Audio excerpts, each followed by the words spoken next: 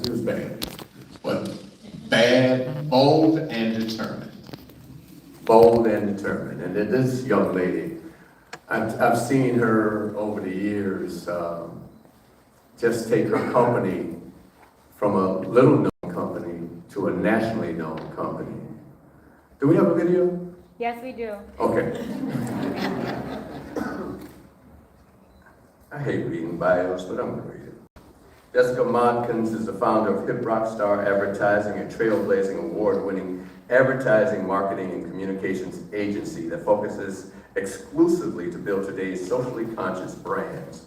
Under Modkins' leadership, Hip Rockstar has received the key to Miami and was listed by Roc Nation as a Black-owned firm to do business with. Run the video. It makes it easier to bear. You won't be ready no more. My girl, they gon' forget it. Oh, you're back home, having neighbors.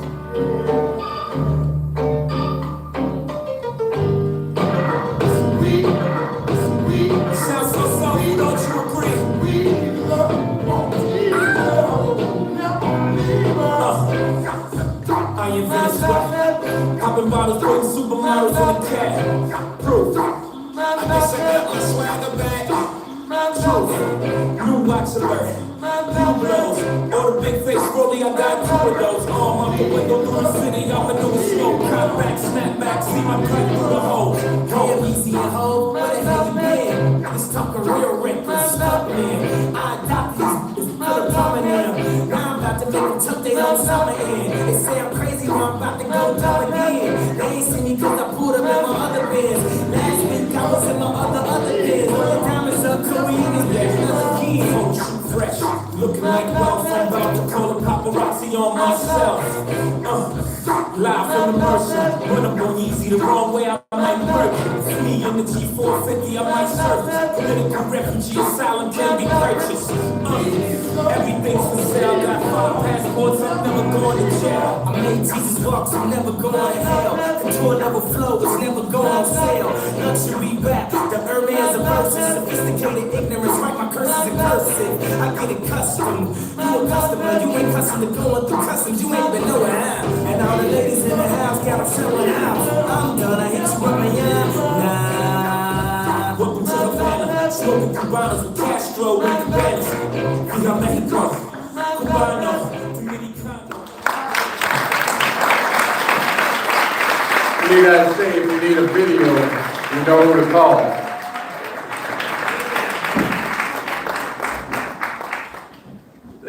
Ladies and gentlemen, at this time, I'd like to bring up Commissioner Danielle Cohen Higgins.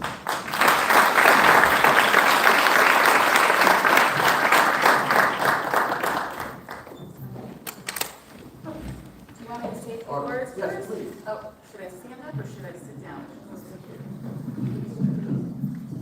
Good evening, everyone. Good evening. Good evening. I want to welcome you to the beautiful Dennis Moss Cultural Arts Center, and I want to welcome you to District 8. This is the district that I have the pleasure of representing. And so welcome.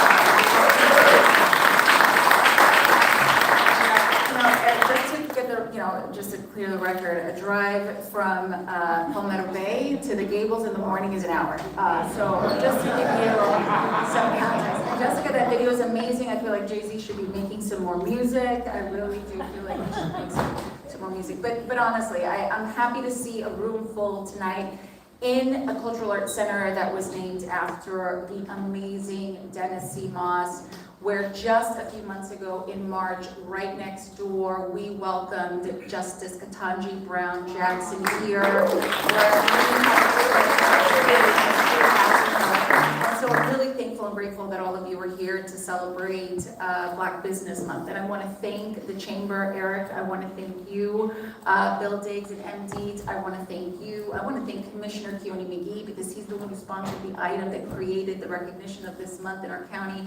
I want to thank the mayor and her representatives for being here because she gets it. She understands these issues. And I want to get into the panel immediately, but I also want to highlight the significance of you all being here and supporting each other. We are living in incredibly interesting times. There are leaders in our state who believe that 400 years of history should be leveled in just 59 years. And I strongly disagree with that. But that is the reality that we are living in. And so what does that mean to us? What is the charge that we now must be tasked with? As business owners, we do events exactly like this, where we come together and we support each other by sharing information, where we never look down on anyone unless it is to lift them up. And that's what events like this evening do. So I thank you all for being here. I welcome you, and let's get right into it.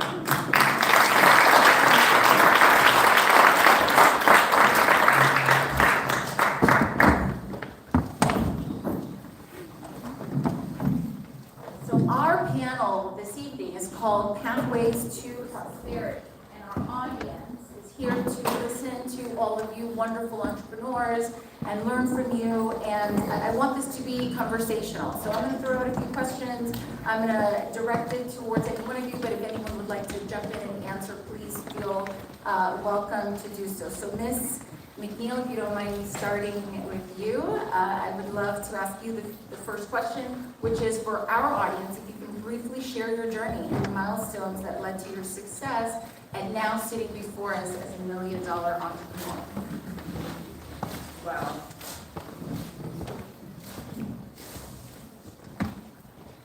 First, let me start by saying all praise to God for all that I do. And I am learning, the older I get, the more I give it back to Him. But my journey actually starts, I would like to say, here in Miami at Ford Memorial. I graduated.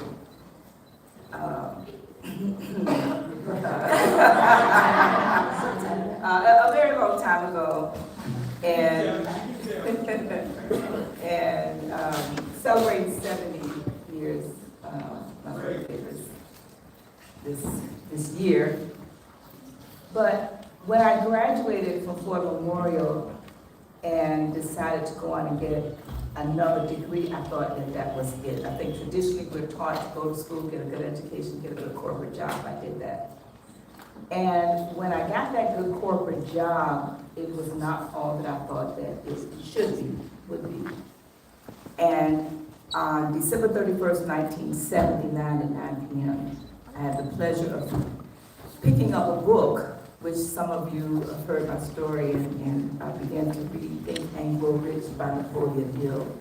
But more importantly, I allowed the book to read me for the first time in my adult life.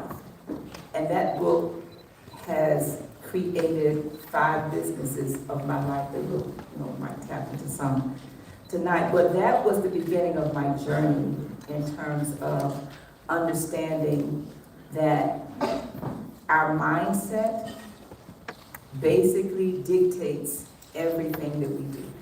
And how we see ourselves makes that determination. But again, we're going to talk about money, we're going to talk about wealth.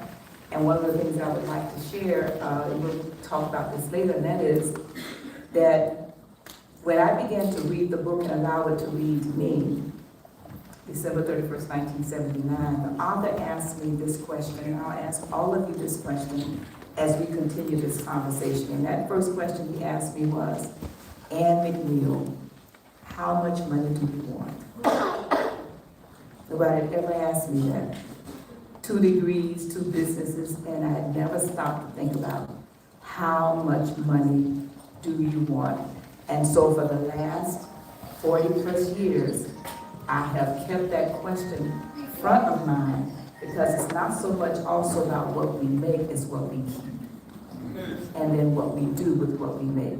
So I'll start with that and let others answer the question, but that was the beginning of this journey for me. Thank you so much for that. Mr. Berry, did you want to add to that question? Well, it's pretty much the same, not so much. I also finished with Paul Martin back in 71. And after I retired, after 31 years working at Paul Memorial, I was the regional administrator. I was over the rehabilitation office. And I retired in 1971. And after I retired, I still wanted to contribute to do things to help people who were disenfranchised, social, economic deprived. So I started, how could I do that? So I started a business because I wanted to be on the other side of the track. You know, for 31 years, my expertise was getting jobs for disabled people. So I would say to myself, what about if I had been in a position to also make a decision about who I hired? So I started to own a business so I could make that decision. And my father had a landscaping business, he had a janitorial business, and that was the first entrepreneur type business that I started, was a landscaping and a janitorial business.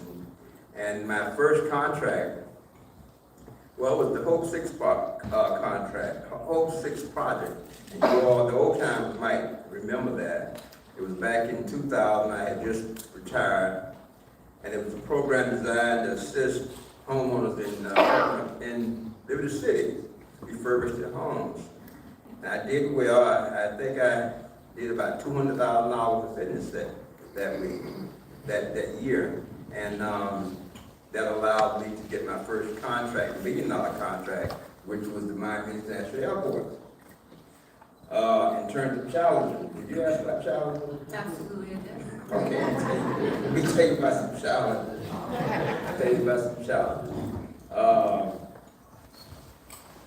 You know, we had done well for a whole year, did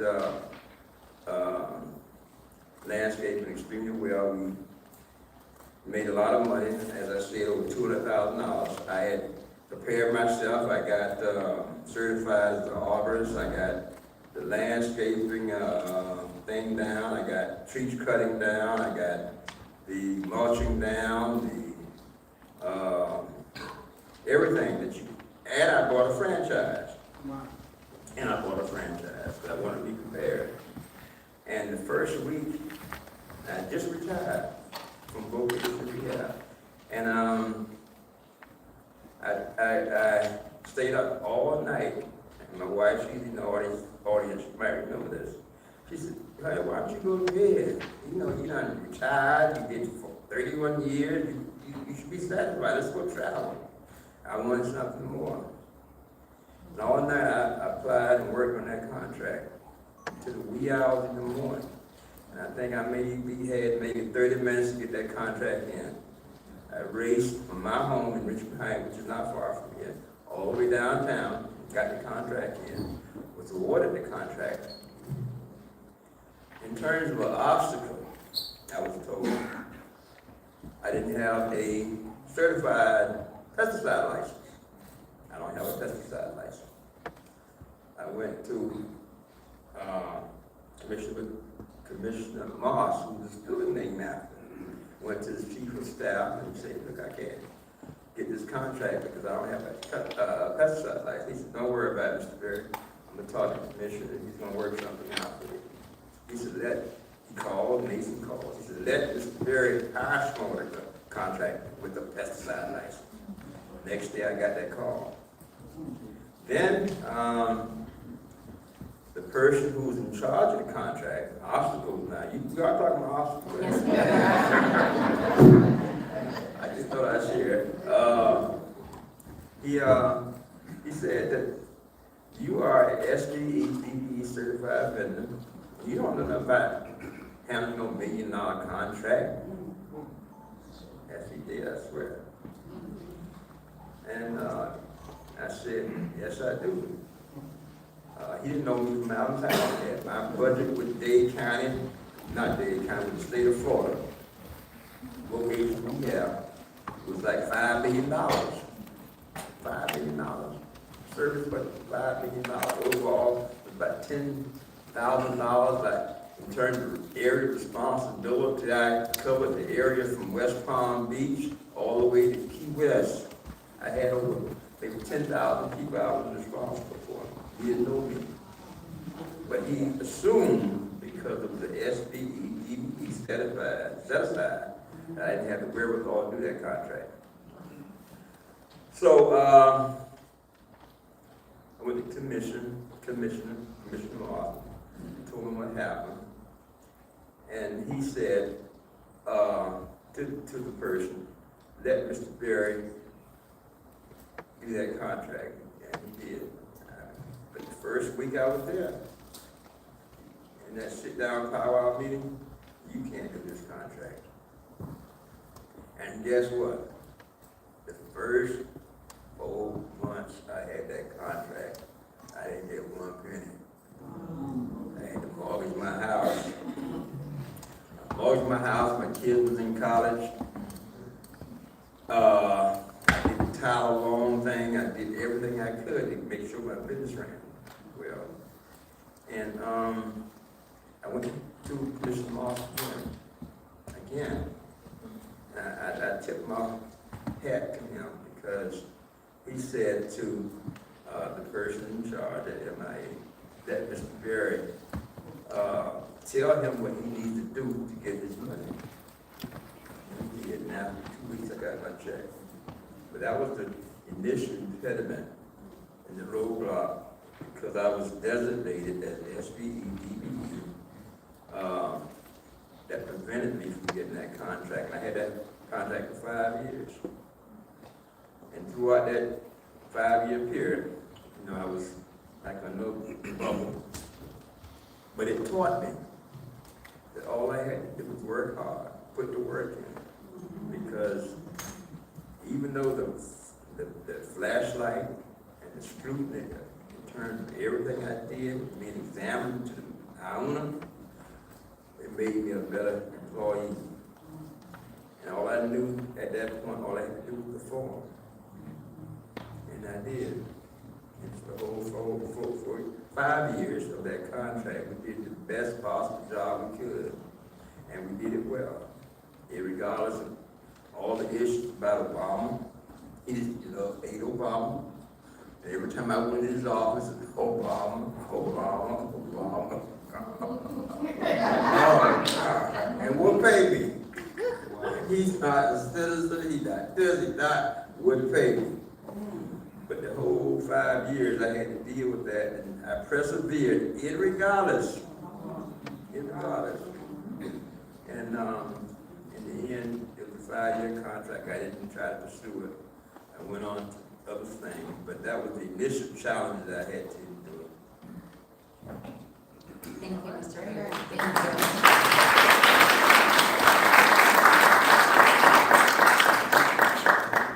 Please may I, Jessica Modkins, if you don't mind sharing your journey with us, please, and sharing some obstacles that our audience might be interested in learning from.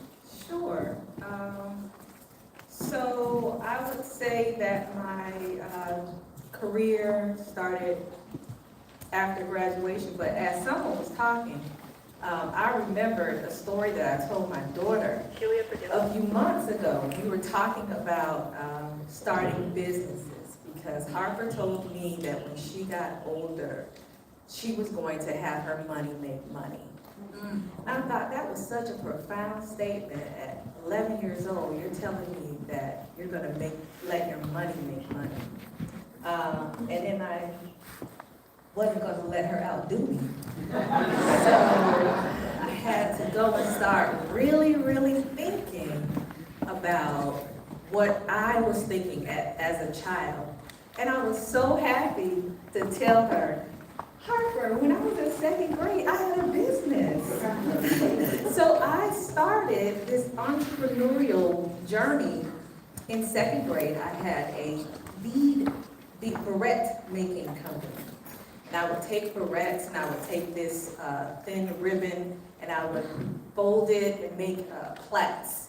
And then at the end, I would attach beads. And I would go to Perrine Elementary. I was the first class at Perrine Elementary. And at Perrine Elementary, I would take my little Ziploc bag with my beaded barrettes. Thank you, because the age kicked in. My beaded barrettes, and I would sell them.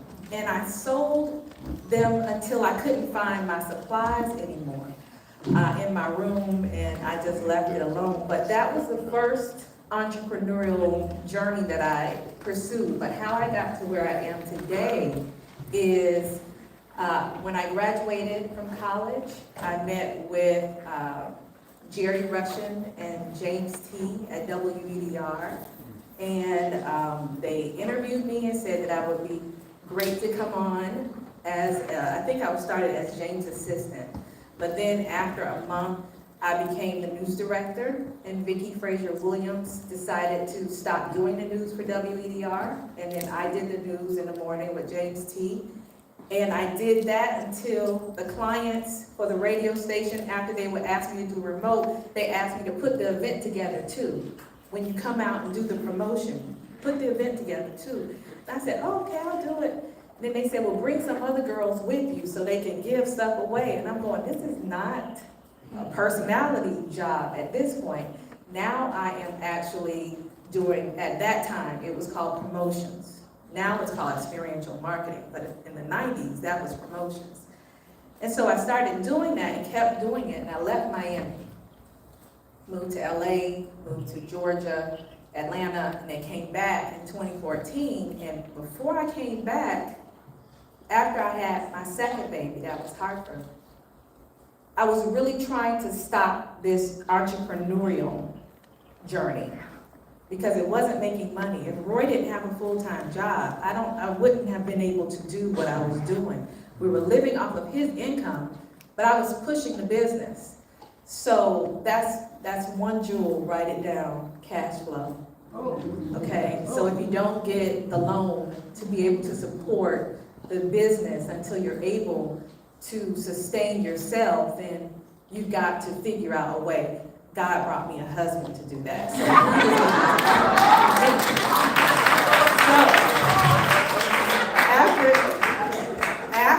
after that happened, I decided that I needed to go back to get my master's in integrated marketing and communication because the world is changing. The internet is becoming this thing.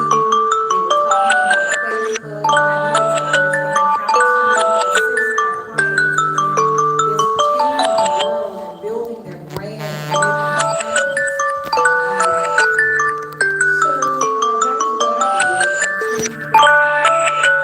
over to launch Hypnotic. Okay, Hypnotic is like the #3 spirit in the country, but something didn't make me feel good saying when I'm going into these clubs that this is a drink that you should drink. So I said, we've got to make a shift in the business. And if it's not going to be good for society, then they don't be our client. And so we did that in 2014, and in that year, we had clients. Our biggest one was the Trayvon Martin Foundation, and we made $1,000 in 2014. And I was okay with that because remember, he was bringing money home. And just as long as he was paying the bills, everything was fine. And then there was this shit, you just told me to start, right? Just to start. How it started. The floor is yours and the audience is captivated. I was gonna say, I'll save the rest for another question, because honestly, God has allowed me to experience so many peaks and valleys and ebbs and flows. And just understanding the way that people treat you, and they say one thing and they do something else. And you, as an advertisement company, you pay for things and then you have to wait to get the money back. And then you're $68,000 waiting for it to come back because you've expensed it, and then the people who you were in contract with quit. So, I mean, there are many different stories that I could share with you. By God's grace, we are here, and I'm just happy to be able to tell the stories that Amen. Thank you. Thank you.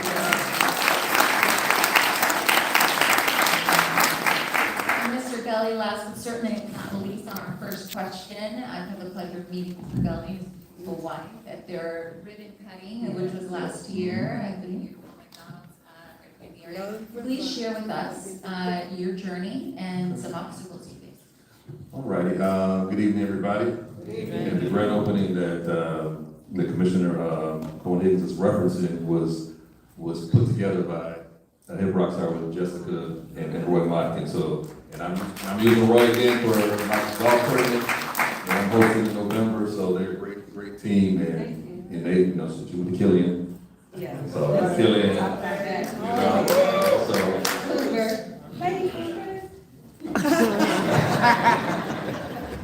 Well, let me first start with a couple of milestones, and that was part of the question. Well, I have to say the most important milestone was being born the son of Clinton and Margaret Gully Sr., who were here in the audience, supporting me, and I appreciate that. Because we were without them, and also my father was the one who started the McDonald's business back in he started with McDonald's back in 1973, and he was the first area supervisor in the Florida region at that time, and he has a lot of stories that he could tell in regards to obstacles and you know, stories he's told me about being set up, like trying to set him up with like shorting the register and playing with the money and to see if he was going to put the register over to see if he was going to, you know, take the money, stuff like that. He would tell me, and so that's the first milestone. Second milestone that got me to where I am today is being married to my wife, Melissa Gully, who's an artist with my daughter. And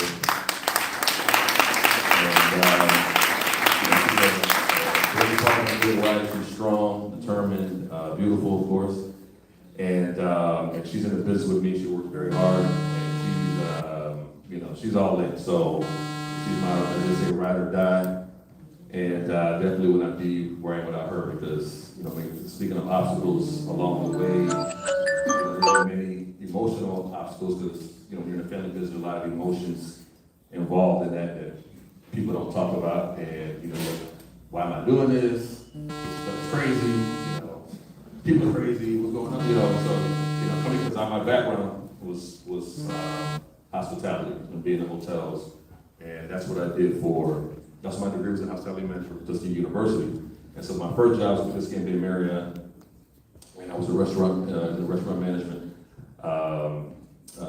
program there. And so it was tough because my son was a toddler, and I worked at night, so I didn't see him much. And then when I'm coming home, everybody's leaving, and you never can rest. You're never just right, you know. And I didn't enjoy that experience, and so, but I was still in the hotel business. I like being in hotels, but I didn't necessarily like that part of the business, and applied to different hotel companies, and went back to the restaurants, you know, and I really, man, I don't like that particular hotel restaurant or something. So I got into meeting and event sales with the Convention and Business Bureau, and I realized that, because, you know, when you're in, especially HBCU back then, hospitality management is not like FIU's hospitality program that's more comprehensive and more opportunities, more exposure. You know, I didn't know about, you know, convention and business bureau. I didn't know about meeting and event sales, and I realized, I can look back, that was more of my skill set was in meeting and event sales. Since I really enjoyed that job. It wasn't hard to sell in Miami. Who doesn't want to come to Miami? And my job was to bring companies from the Northeast to have their meetings and events in Miami. So it was a fun job. I enjoyed it. And so in 2005, well, we go back. My father, who again worked for McDonald's in 1973, had the opportunity to become a franchisee in 2001, roughly. And so in 2005, you know, my wife and I were thinking about moving to Atlanta, and that was the time when everybody was going to Atlanta, you know. Everybody was going to Atlanta. You know, homes were cheaper then, and everything. That was the migration, the exodus, I guess.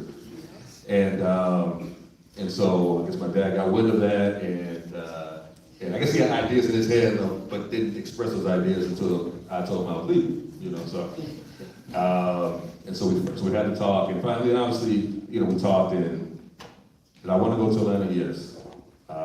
But I know, you know, I knew that, hey, if I have a family, I got kids, I don't know if I want to do McDonald's, but I know that it will help my family out. It will allow me to do certain things that I might not otherwise be able to do, certain freedoms. And so, I quit the hotel business and went into the McDonald's business back in 2005, and became a McDonald's franchisee in 2010. And so we started off with, when I came on board with my dad, he had 3 restaurants, 3 or 4. We had 4 restaurants. And then I came in 2005, operated 2010, and we bought 2 more restaurants. And then, I'm kind of giving you the fast version of it. And then so we're up to, in 2015, we got another restaurant. And so we're up to, at this time, that's 7 restaurants, and in Florida City, Homestead, in the Ranch area. And an opportunity came in 2020 to purchase 4 more restaurants, but they were in North Florida. They were not in Miami. They're in Live Oak, Lake City, McClenny, Florida. And so opportunities will come often, every day in the McDonald's world, and especially in Florida, especially in South Florida. There's not a lot of places to build. It's not Orlando where it's fast and spread out, and you can go to Claremont, you can be in Winter Park and all these different places. So not a lot of opportunity, right? And so, and then also, it was exciting to get a call, this opportunity. Man, this is great. And so, as we were talking about the deal and COVID hit, right? So, the deal was already, was a large purchase, the price was very high. And so, it was a tough decision because, as we were getting close to the end of the game, across the finish line to purchase the restaurant, that's when COVID hit. Literally signed the deal March 25th, 2020. And so we're right in the midst of COVID, not knowing what's going to happen, and so it's been I could talk to you for hours about all the obstacles, but it's been challenging because it's a very different marketplace there, very different employee base. You take things for granted what you have here in Miami, your employees. I was telling somebody that when I first went up there and came back, I had to apologize to my employees and say, you guys are the best employees in the world. I'm sorry. I have said to you in the past, whatever complaints I may have had about you, I take them back. But so it's been